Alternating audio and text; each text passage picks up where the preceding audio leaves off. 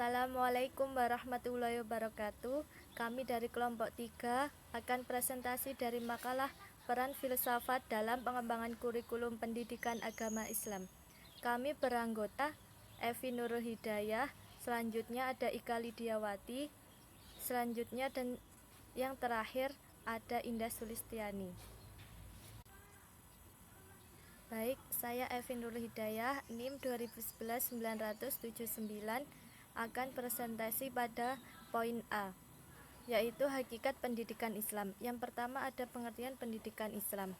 Adapun pengertian pendidikan Islam menurut Ahmad D. Marimba, pendidikan adalah bimbingan atau pimpinan secara sadar oleh sependidik terhadap perkembangan jasmani dan rohani anak didik menuju terbentuknya kepribadian yang utama. Menurut Ahmadi, pendidikan Islam merupakan segala usaha untuk mengembangkan dan memelihara fitrah manusia, serta sumber daya insan yang ada padanya menuju terbentuknya manusia seutuhnya, sesuai dengan norma Islam. Selanjutnya yaitu yang kedua, sumber pendidikan Islam. Sumber dari sistem Islam adalah Al-Quran dan Sunnah Rasulullah SAW. Maka pendidikan Islam pun harus bersumber pada Al-Quran dan Sunnah Rasulullah. Kedudukan Al-Quran sebagai sumber pokok pendidikan Islam dapat dipahami dari ayat-ayat Al-Quran itu sendiri. Sumber yang kedua yaitu Sunnah. Amalan yang dikerjakan oleh Rasulullah SAW dalam proses perubahan hidup sehari-hari menjadi sumber utama pula dalam pendidikan Islam, karena telah menjadikan Muhammad sebagai teladan bagi umatnya. Pada poin ketiga yaitu ada dasar-dasar pendidikan Islam. Dasar-dasar pendidikan Islam ada 6. Pertama ada akidah, kedua ada akhlak, ketiga ada penghargaan kepada akal, keempat ada kemanusiaan, kelima ada keseimbangan, keenam ada rahmat bagi seluruh alam. Rahmatillahi alamin. Pada poin ketiga ada dasar-dasar pendidikan Islam. Dasar-dasar pendidikan Islam terdiri dari 6. Yang pertama yaitu akidah, kedua akhlak, ketiga penghargaan kepada akal, keempat yaitu ada kemanusiaan, kelima ada keseimbangan, dan yang keenam yaitu rahmat bagi seluruh alam atau disebut rahmatan lil alamin. Sekian presentasi dari saya. Selanjutnya akan teruskan oleh Mbak Ika dan Mbak Sulis. Terima kasih. Wassalamualaikum warahmatullahi wabarakatuh. Selanjutnya yaitu yang B, organisasi filsafat dalam pembelajaran PAI. Secara umum, organisasi filsafat dalam pendidikan yaitu yang satu, membantu para pendidik menjadi paham akan persoalan-persoalan mendasar pendidikan. Yang kedua, memungkinkan para pendidik untuk dapat mengevaluasi secara lebih baik mengenai berbagai tawaran yang merupakan solusi bagi persoalan-persoalan pendidik. Yang ketiga yaitu membekali para pendidik berpikir klarifikatif tentang tujuan-tujuan hidup dan pendidikan. Yang keempat yaitu memberi bimbingan dalam mengembangkan suatu sudut pandang yang konsisten secara internal dan dalam mengembangkan suatu program pendidikan yang berhubungan secara realistis dengan konteks dunia global yang lebih luas. Selanjutnya yang bagian C yaitu tipologi pemikiran filsafat pendidikan Islam.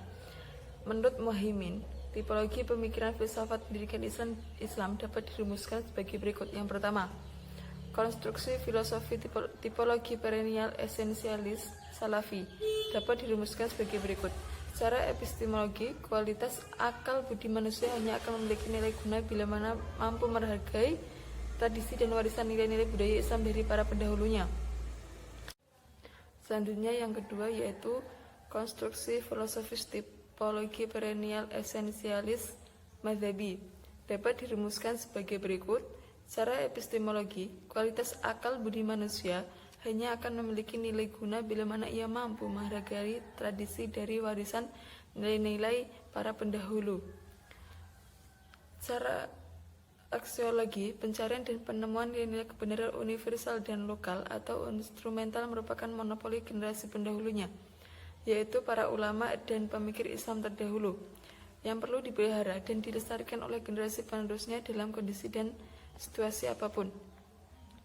Yang ketiga, konstruksi filosofis dari tipologi modernis dapat dirumuskan sebagai berikut.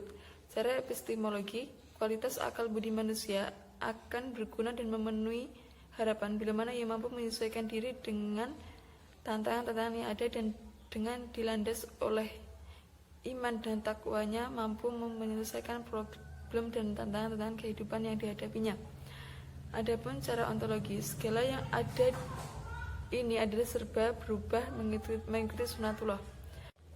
Yang keempat, konstruksi filosofis dari tipologi perennial esensialis kontekstual falsifikatif dapat dirumuskan sebagai berikut. Secara epistemologi, kualitas akal budi manusia akan berguna dan memenuhi harapan bila mana ia mampu menghargai tradisi dan warisan nilai-nilai budaya Islam dari pendahulunya. Adapun secara aksiologi, pencarian dan penemuan nilai-nilai kebenaran universal bukan merupakan monopoli generasi penerus saja, tapi generasi pendahulunya juga telah mencari dan berhasil menemukan nilai-nilai kebenaran universal tersebut. Yang selanjutnya yaitu yang kelima, konstruksi filosofis dari tipologi rekonstruksi sosial, sebagaimana dikembangkan oleh Muhajir, terutama dalam konteks pengembangan pendidikan di Indonesia. Kemudian materi selanjutnya yaitu implikasi filsafat pendidikan Islam terhadap pengembangan kurikulum. Bertolak dari tipologi-tipologi filsafat pendidikan Islam tersebut di atas, maka implikasinya dalam pengembangan kurikulum pendidikan Islam adalah dapat dilihat dari komponen-komponen kurikulum yang meliputi isi, tujuan, pola pembelajaran yang menggunakan sudut pandang tipologi. Tipologi yang pertama yaitu tipologi perennial esensial salafi, di mana ini ditekankan pada doktrin-doktrin agama, kitab-kitab besar, dan kembali ke hal utama dan esensial. Kemudian tipologi perennial esensial mazhabi, ditekankan pada doktrin-doktrin dari nilai-nilai agama yang terkandung dalam kitab utama. Kemudian yang tipologi selanjutnya yaitu tipologi modernis yang ditekankan pada penggalian problem-problem yang tumbuh dan berkembang di lingkungannya. Kemudian tipologi neomodernis yang ditekankan pada pelestarian doktrin-doktrin dan nilai-nilai agama yang dipandang cukup mapan. Kemudian yang terakhir yakni tipologi rekonstruksi sosial, ditekankan pada tugas pendidikan sebagai upaya mengembangkan aspek individual dan sekaligus pengembangan aspek tanggung jawab kemasyarakatan. Sekian presentasi dari kelompok 3. Jika ada kurangnya mohon maaf yang sebesar-besarnya. Billahi taufiq wal hidayah wa ridha wal inayah. Wassalamualaikum warahmatullahi wabarakatuh.